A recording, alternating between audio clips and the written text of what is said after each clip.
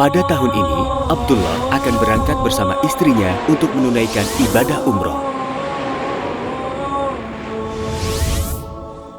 Di tengah perjalanan, pilot mengumumkan bahwa rombongan haji telah atau hampir memasuki miqat atau batas memulai ihram. Mendengar pengumuman itu, Abdullah pun bersiap-siap untuk memulai ihram. Haji dan umroh memiliki 5 miqat nakali atau tempat memulai ihram yang tidak boleh dilewati kecuali dalam kondisi berihram. Kelima tempat miqat tersebut adalah Abbar Ali, Zulhulaifah, Rabiq, Al-Juhfah, As-Sa'il Al-Qabir, Qarnul Manazil, As-Sadiyah, Yalamlam, dan Zatu Irq. Adapun orang yang berdomisili atau bertempat tinggal lebih dekat ke Mekah daripada miqat-miqat ini, maka tempat memulai ihramnya adalah di mana ia tinggal. Barang siapa melewati tempat miqat tersebut sedangkan ia belum berihram, maka wajib baginya kembali dan melakukan ihram. Jika dia tidak kembali, maka wajib baginya menyembelih kambing kemudian membagikannya kepada orang-orang miskin di kawasan Al-Haram. Ketika sampai di tempat miqat, disunahkan bagi jemaah haji untuk menghilangkan bulu ketiak dan bulu kemaluan, memotong kuku, serta menaburkan wewangian ke badan tanpa mengenai pakaian ihram. Kemudian, jemaah haji memakai pakaian ihram, yaitu berupa selendang,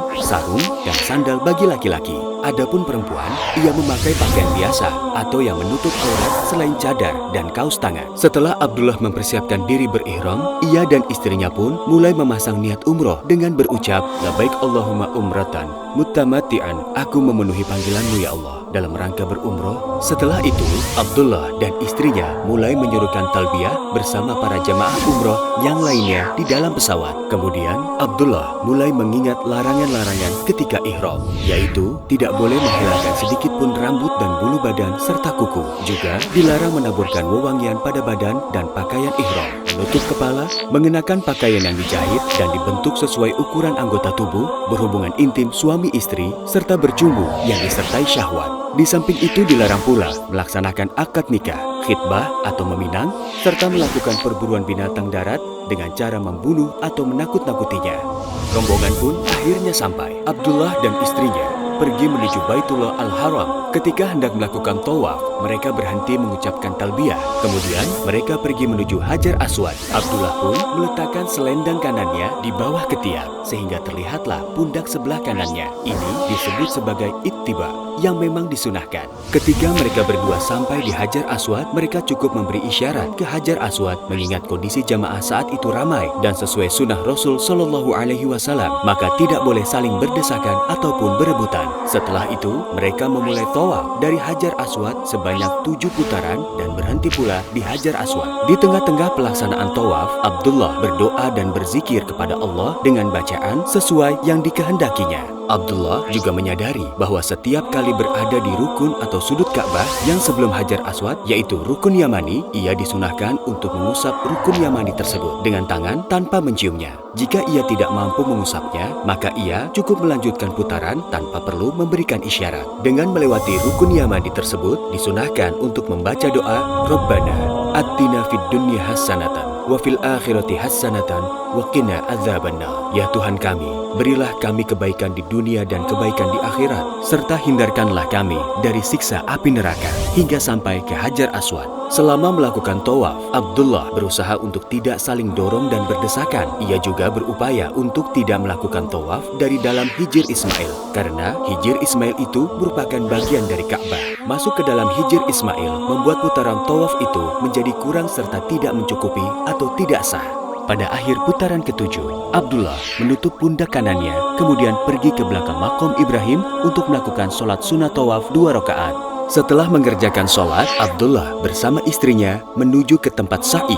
Di pertengahan jalan menuju tempat sa'i, mereka meminum air sumur Zam-Zam seperti yang disunahkan oleh Nabi Shallallahu Alaihi Wasallam. Kemudian mereka berdua naik ke Bukit Sofa melalui pintu Sofa, dan sambil naik mereka membaca firman Allah Subhanahu wa Ta'ala yang artinya, sesungguhnya Sofa dan Marwah adalah sebagian dari syair Allah. Maka barang siapa yang beribadah haji ke Baitullah atau berumroh, tidaklah mengapa ia berkeliling atau mengerjakan sa'i di antara keduanya. Dan barang siapa mengerjakan suatu kebajikan dengan kerelaan hati, maka sesungguhnya Allah itu maha mensyukuri kebaikan lagi maha mengetahui. Quran Surah Al-Baqarah 158. Kemudian mereka berdua berdiri seraya mengucapkan doa kepada Allah sambil menghadap Ka'bah. La ilaha illallah wahdahu la syarikalah, lahul mulku wa lahul hamdu wa huwa ala kulli syai'in qadir.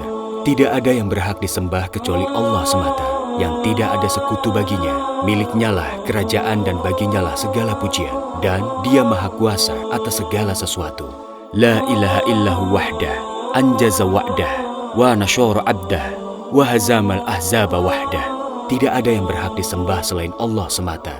Dia telah menepati janjinya, menolong hambanya, dan menghancurkan golongan-golongan musuhnya sendirian. Kemudian, Abdullah dan istrinya turun dari Bukit Sofa menuju Bukit Marwah dengan berjalan kaki sambil berzikir dan berdoa kepada Allah dengan bacaan-bacaan yang mereka kuasai.